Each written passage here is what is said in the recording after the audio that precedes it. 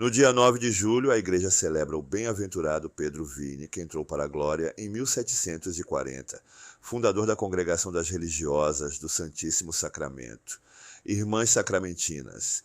Pedro Vini nasceu em 20 de agosto de 1670, na pequena cidade de Privas, França, ainda marcada pelas lutas religiosas entre católicos e protestantes do século anterior. Seus pais, Pedro e Francisca, eram protestantes, mas batizaram os 5 filhos na paróquia católica de Privas, buscando resguardar os filhos de uma possível discriminação religiosa. 2 meninas morreram cedo, mas Pedro e seus 2 irmãos mais velhos tiveram uma vida confortável. Até os 16 anos, Pedro recebeu formação cristã católica de qualidade. No final da adolescência, porém, parecia inclinar-se novamente para a fé protestante da família e planejava estudar na Suíça para se tornar pastor. No entanto, sua vida teve uma transformação súbita ao tomar consciência da presença de Jesus Cristo na Eucaristia. Enquanto viajava a cavalo, Pedro encontrou um sacerdote católico levando o viático a um enfermo. Nesse momento, como São Paulo apóstolo, seu cavalo recusou seguir adiante 3 vezes. Essa experiência o guiou definitivamente para o Salvador. Pouco tempo depois, ingressou no seminário de São Sulpício de Viviers. Em 1694, foi ordenado sacerdote e seguiu como vigário para Santa Greve.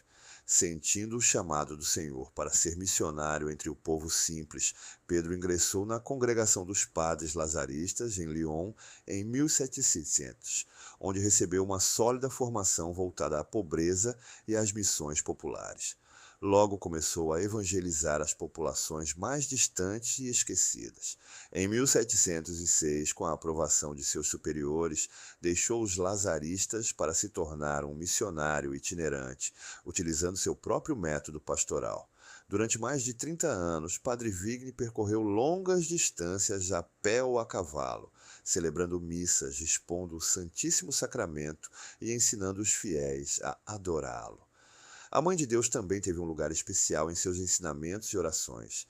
Em 1712 chegou à cidade de Boussieux-le-Roi, onde fixou sua residência. Lá, erigiu uma via sacra com a ajuda da população, construindo 39 estações que ensinam os cristãos a seguir Jesus, da ceia à Páscoa e a Pentecostes.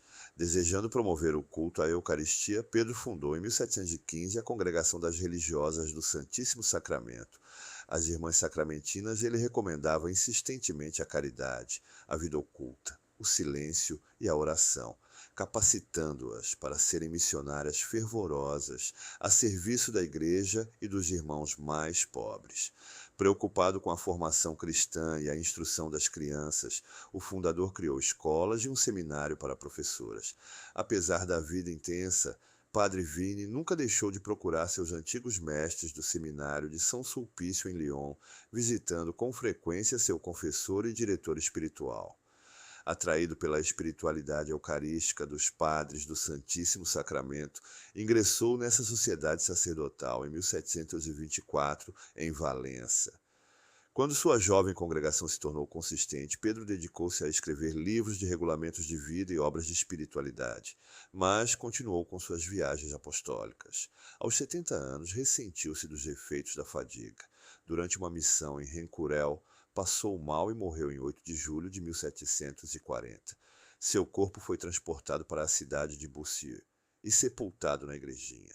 A Congregação das Religiosas do Santíssimo Sacramento, nesses quase 300 anos, superou grandes dificuldades.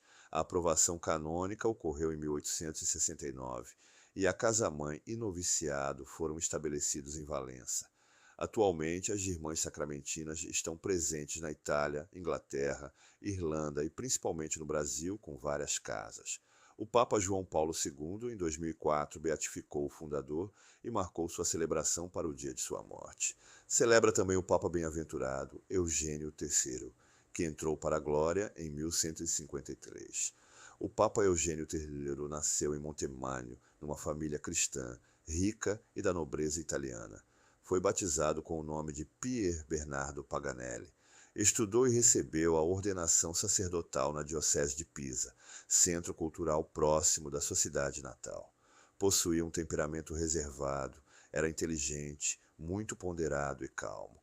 Segundo os registros da época, em 1130 ele teve um encontro com o religioso Bernardo de Claraval, fundador da Ordem dos Monges Cistercienses e hoje um santo da Igreja.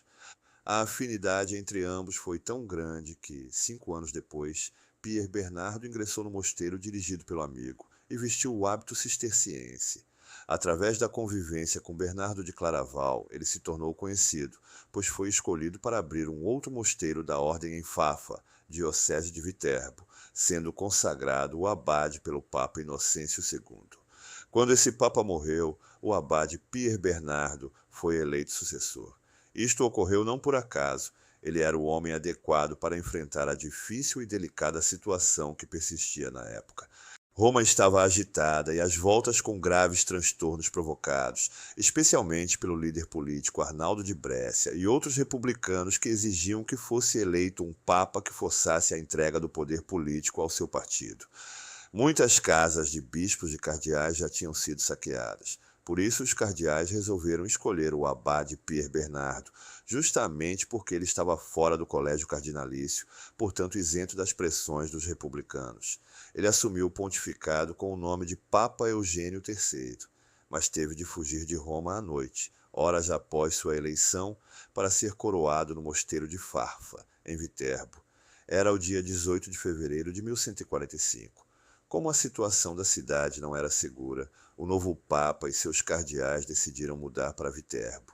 Quando a população romana foi informada, correu para pedir sua volta. Foi assim, apoiado pelo povo, que o Papa Eugênio III retornou para Roma e assumiu o controle da cidade, impondo a paz. Infelizmente, durou pouco.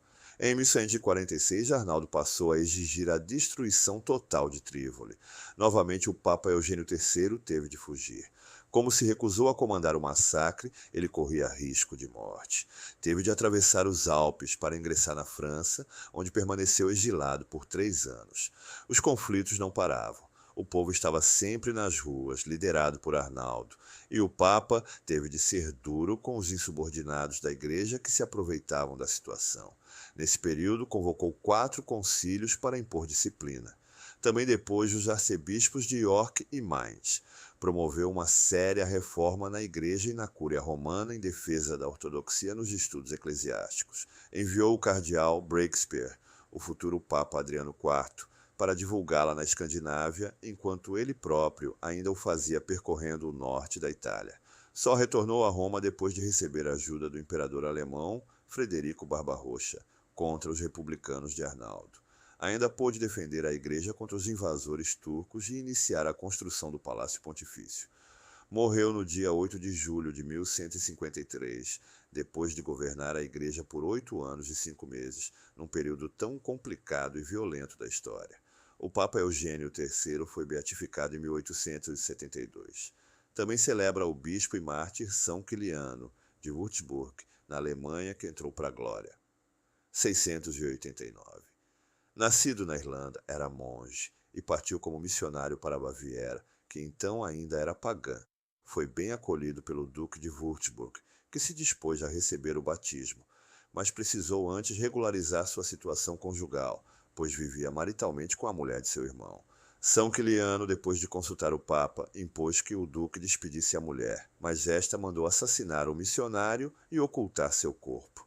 Devido a esse episódio, somente 50 anos mais tarde se deu, com São Bonifácio, a evangelização da Baviera. Reflexão.